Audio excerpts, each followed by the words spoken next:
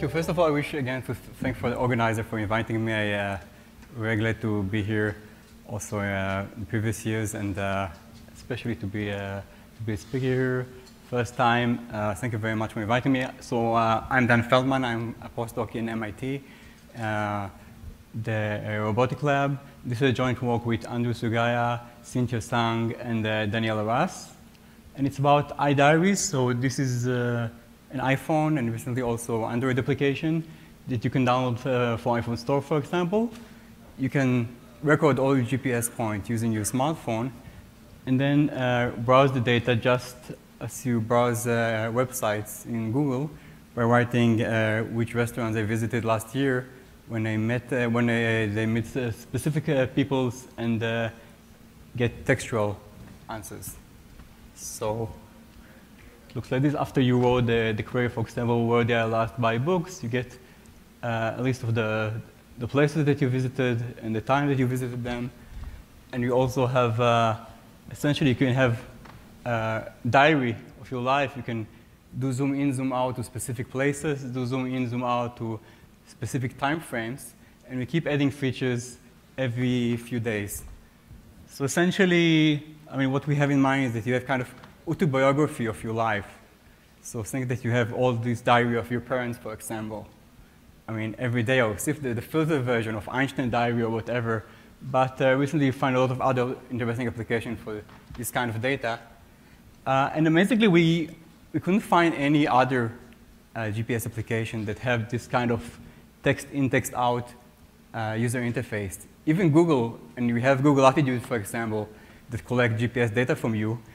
You have a lot of things there about collecting data, but you just don't have this classical Google search text box. There's no text box in Google Latitude. So I cannot write MIT even if I sample the points from all the data from years.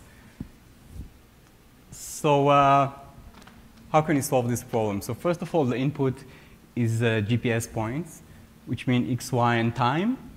All the algorithms that I will present also hold for d-dimensional signals in general. We just assume that there is some structure in the signal that will formalize in a few minutes. And for example, this is a tour in Singapore. This is from Google Earth. So when we collect data, essentially we get discrete GPS points. And every few seconds, usually So every few seconds, we send the GPS to the smartphone. The smartphone sends GPS to the server, or just store it on the smartphone. So this is discrete space. There is a lot of noise, so we don't really know if you are in Starbucks or in the supermarket next to Starbucks. There is huge noise, which is a serious problem when you want to have a diary. And when you look at the data, for example, in MATLAB, so this is three-dimensional space. This is the time. So we had a tour. And then we stay in the same building without GPS connection. Then we return back. And so I usually work with high-dimensional data sets. And now in MIT, I'm working just with three-dimensional data sets for the case of GPS. And I was so excited they can actually look at my data.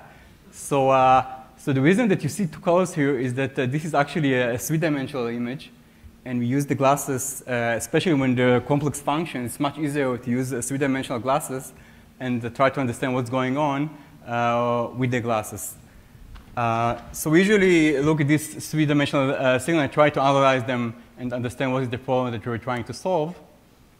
But what we really want in order to have a diary is the semantic meaning behind this signal. So this is me. I believe this kind of building. This is MIT. Sometimes I walk to the subway station and walk from the subway station to MIT. Sometimes I take the car directly to MIT. Sometimes I'm going through the gas station. Weekend we're going to the park. Sometimes I take my kid to the kindergarten in my way to work.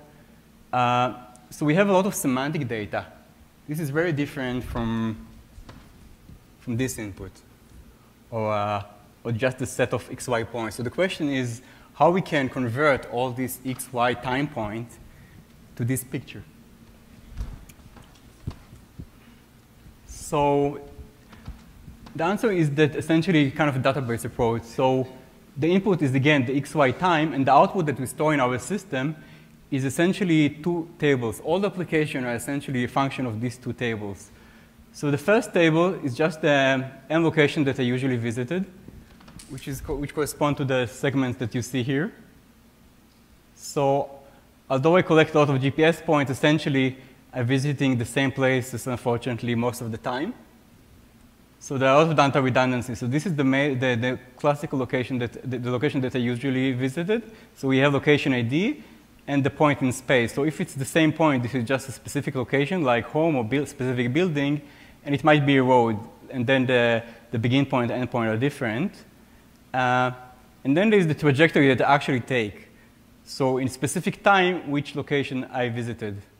So we have the large table of all the trajectory that I have and the location ID, which is the list of location that I visited.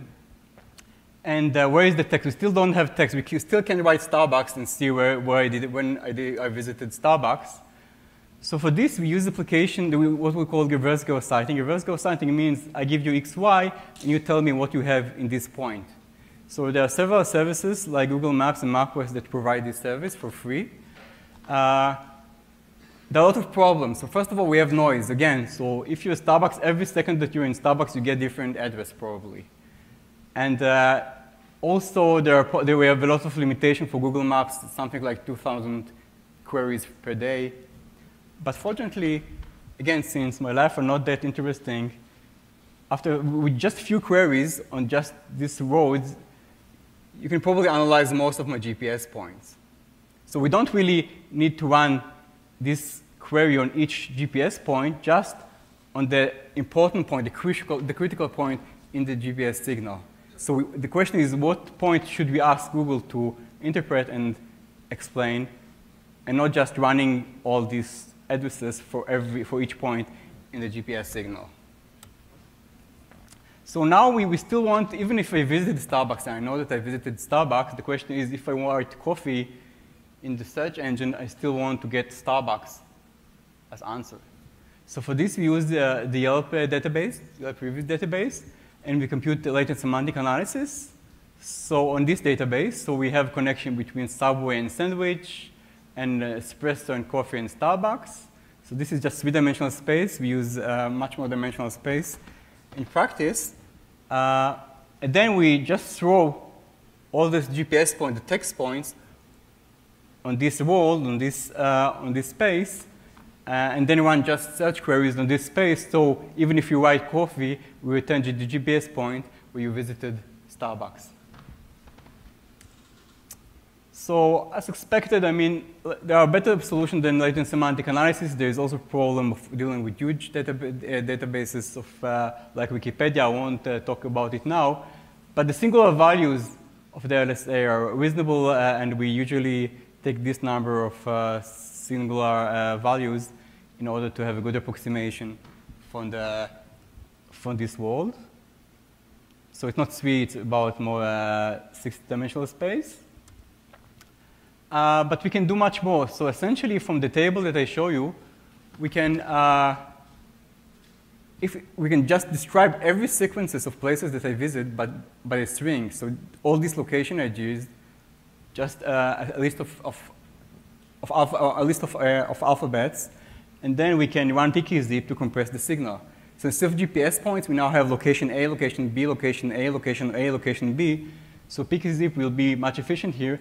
And if we want to identify that I use the same path every day to work, then we can run hidden Markov models on this sequence. So again, the idea is that we now run machine learning algorithm on the database instead of the original GPS points, and can now predict, for example, that now I'm going to work, so in the next hour we don't need to collect GPS data. We can turn off the GPS and save battery life. We can also construct a matrix for the users and location. So for each user, which location you visited, so we have a matrix of users and location. And now again, we are in the internet world, you know, like web page that you visited. We can now run an algorithm like PageRank, or latent semantic to find similar people, similar places, cluster places. And again, for denoising, I mean, if you can find that we visit in the same place a lot of time, we can take the average of these statistics rather than just take the average GPS point of a specific visit in this place. So all these applications, a lot more, are just from these two tables that I showed you. And the main question is, how do you produce these tables of locations and trajectories? So this is my GPS signal. You see every day from home to MIT and back. This is a real signal. And this is the projection on the XY space without the time. And essentially, the idea is to compute kind of compression that I will define formally for the representative points in the signal, and then cluster these segments and find exactly the segments of my map, which is supposed to be similar to the picture that we showed in the beginning about home, MIT, park, and all the other places. So this optimization problem are quite hard to solve, but this is not the only problem. We also have, it's not just that we have all the data in memory and we run a MATLAB program to solve it. We have, although the GPS data is, GPS point is just 3 numbers, essentially we have potential of millions of smartphones. And if we multiply this by, assuming that we take GPS point every 10 seconds for millions of users, we easily get terabytes per day. And I'm just talking about GPS, not video, audio, other sensors. So we have a lot of data, and this is streaming data. It's not static data. And we want to use our computers in the cloud, in the lab, to deal with these kind of problems. So the problem was storing the data, transmission the data from the smartphone, understand the data, learn the data, and deal with the fact that the data is streaming. So a quick overview of the system itself. So we have the GPS device. This is the application that you download. Then we use Django and ZeroMQ for the internet communication and for the synchronization of all the messages. We compute core set in MATLAB, which is the compression of the data. We use clustering algorithm in MATLAB. We write the result on a database. Here are the 2 tables that I mentioned. Then we write latent semantic analysis for the text mining, and the user can enter queries on this text, textual data. Now, you might ask yourself, I'm talking about terabytes of data, but I'm also mentioning software like MATLAB. So the reason is mainly related to the fact that we use core sets. So even when we're dealing about gigabytes of data, in every given moment, our MATLAB program have just very few number of points in memory, and this is enough for compute all this trajectory clustering that we need. This is what I want to explain in the remaining of this talk. So let's try to define the problem more formally. So case segment. So this is this is time. This is a one-dimensional signal. For example, we have just y here, and a case segment is just k piecewise linear function. This is essentially just case segments with no intersection on time. And when we have a set of points, we hope to approximate the points by the case segments. So the error cost, is the sum of square distances for each point to its projection on the segments. And since GPS points have a Gaussian error, the optimization problem is essentially using maximum likelihood approach to find this case segment that minimize the sum of squared errors. So the case segment mean, it's kind of a generalization of the k-mean, is the case segment that minimized the fitting cost to p. So the sum of square distance for each point to its projection on the segment is minimized. So in this case, we're looking for k equal 5 segments, one-dimensional space. Finding k is not very, even if we don't know exactly what is the best k, we can just do binary search until we find the best k using the fact that the cost is monotone function on k, and k get value between 1 till n. So binary search or hill climbing for finding k will work here. So this is the optimization problem. You have n points, and you want to find the optimal k-spline or k-segment approximation for this set of points. So the only provable algorithm that we found and we spent a lot of time with this, was from 1968. It's take n, its exact solution, take n squared, insert n to the n cube time when k is large, and also a huge amount of space. So it's totally impractical, even for small sets. But since this is a very famous problem, we found a lot of heuristics. Most of the heuristics are only for the offline problem, no streaming.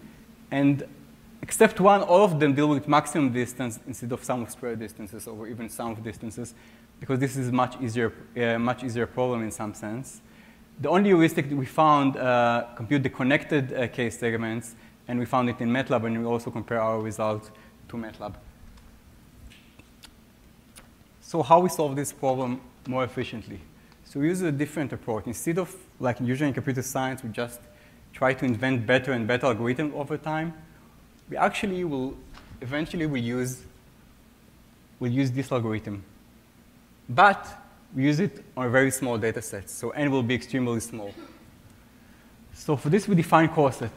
Coset is a weighted subset of the original set of points, such that for every case segment that you'll give me, the sum of squared distances, the cost, from the original set of points to this query case segment will be approximately the same, up to 1 plus minus epsilon, to the sum of squared distance for the chosen points to the coset. So this is just a small set of representative, including weights, such that for every f, it is a good approximation for the original set of points. Now, we compute the coset offline in MATLAB, assuming all the data is just a few megabytes in memory, but still it works for gigabyte of data. And the reason is that we have a general reduction that if you have coset, you also solve the problem for streaming a huge amount of points, and you can compute this coset on parallel computers. And this is essentially the old merge and reduce. I think the idea is from the 70s. And it assumes that we have n points that arrive one by one. We have terabytes of data, but only megabytes of memory. And you also want to use GPUs, for example, that can only do a very simple operation like inner products. And we need data structure that supports insert functions. So every time that we get new point, we insert it to the coset. And give me the optimal solution for all the points that you saw till now. And we also want to run it on parallel computers. So this is the merge and reduce techniques. I stole this slide from Piotr Indyk. So you give me a set of points. After the memory is full, I compute coset for this point. So this coset represents all these points, so I can delete these points.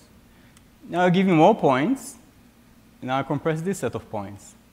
Now, of course, if I continue, essentially, the memory will explode because I will have too many cosets, too many compression in memory. So the trick is when I have two cosets, I compute coset for these two cosets. So I delete these two cosets and take one coset that will represent these two. And again, continue. So in this moment, these 3 points will represent themselves, and this coset will represent all these points. And I continue in this fashion. Whenever I have two cosets in the same level, I automatically compress them. So since this is kind of a binary tree, in every given moment, even if we have terabytes of data, so the number of points here is n, we'll have only log n cosets in memory. So n and log n intuitively is terabyte compared to megabytes of data. So in every given moment, we have just few cosets in memory, and we don't care that we have streaming huge amount of data. But I also promise you parallel algorithms. So the trick is that I can compute the coset for these points independently, and independently compute coset for this set of points, and independently compute coset for this set of points, and for this set of points. So I can do this simultaneously, and then go to the next level, and next level, and next level, and again, only after log n iteration, I will have the coset for all the sets. And this is not about solving the problem, it's just computing the coset. Now I have small coset, and I compute the optimal solution, use the slow algorithm on this very small compression of all the data. So the last good property of coset is about privacy. So sometimes we wish to publish some of the information what is our name, our name, where we're living. But there are several levels. I mean, we want to publish some of the data, but not all of the data. And the question is, how can we share or publish part of our data while preserving our privacy? And these days, people are also talking about what is the value of our data. So if the government wants to improve traffic analysis, they say, we will pay you.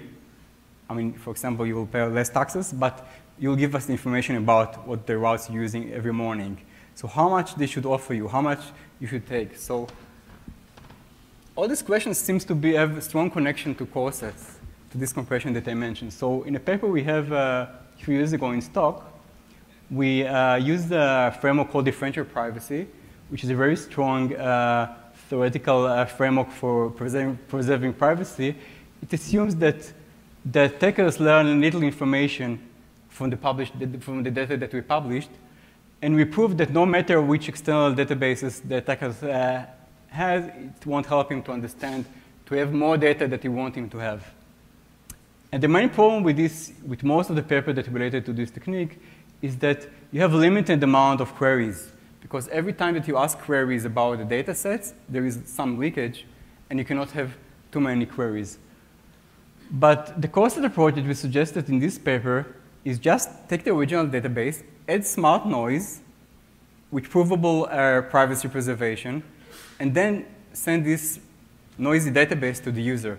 Now the user can run infinite number of queries on these small private data sets without, we don't need to worry about leakage of information. We just publish one database that will answer all the possible queries. Again, we can do this by the definition of the core sets.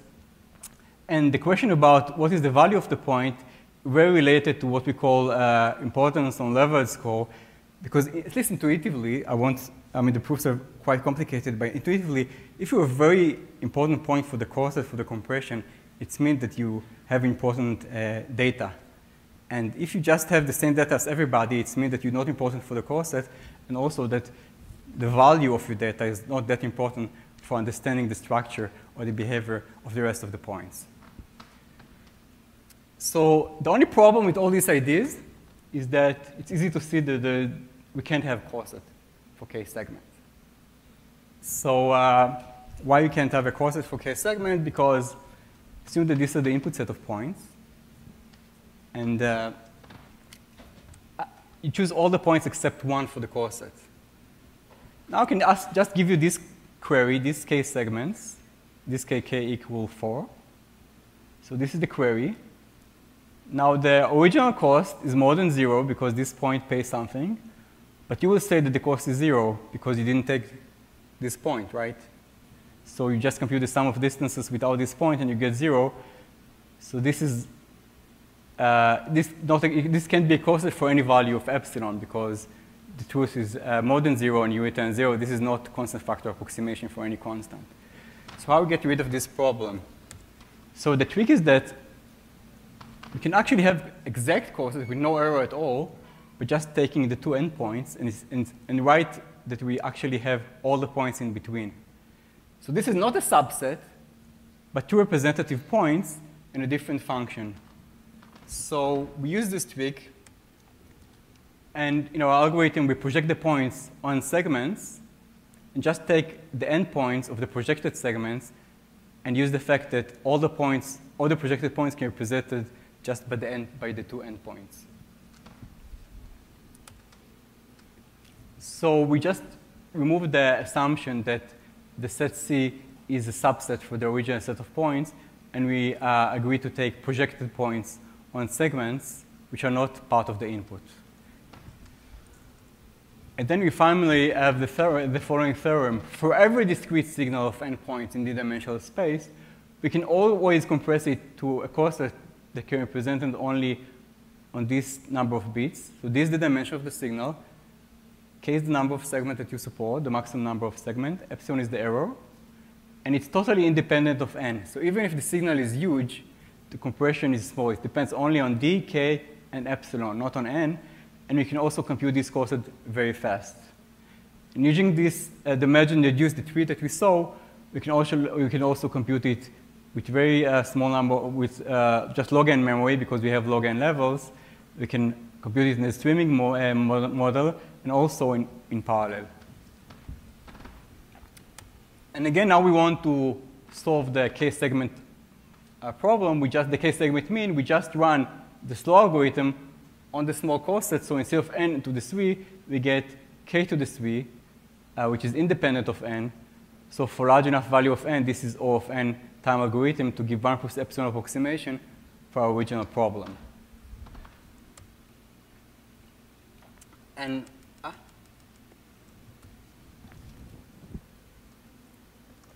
so I will now just show the I will show the construction, how we actually compute this coset. So this is the endpoints, and we compute the k-segment mean of the points, project the points on these k-segments, and sample points according to the distance from the projected space for the projection on the k-segments, and we just take few representative from this original set of points, and the output will be the k-segment together with the plus minus points on the projection of the sample point on the segment and the original segment themselves, and we actually use negative weights for the projected points. So this is essentially our coset. It's the projected points together with k over epsilon squared points. How much time do I have? That's all. Okay, so I just show a few experimental results. This is the practical tree that we run on, and we use we have results. The run result compared to Oracle segment approximation, MATLAB, and some streaming heuristic that we found, and we proved that we showed that uniform random sampling is a very bad idea compared to using cosets. The running time is essentially the same on running when reading the data and computing the cosets. And last thing that we didn't mention is eventually we don't really want just the segments, because we want that if we use the same segments several times, we want it to be only one part in one location.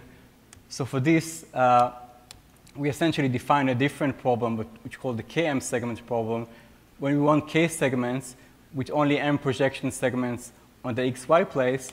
So the output will look like this. So we have a signal of endpoints. We cluster it to k segments, but the projection of these segments must be only m segments on this space. And this is an algorithm running on huge amount of data, but using the coset yields the desired map that I mentioned in the beginning of the talk. So I will end with this. I will just mention we just summarize with our contribution. So we have searchable text diary from smartphone. This is the main application for our algorithm. We use semantic compression to deal with huge amount of data in parallel algorithms. And we have algorithm for clustering signals using one pass over the data, logarithmic space, and linear time in the size of the signal. And in general, using our table, we now can run machine learning algorithm on data that was originally just xy time points. And that's it. Thank you.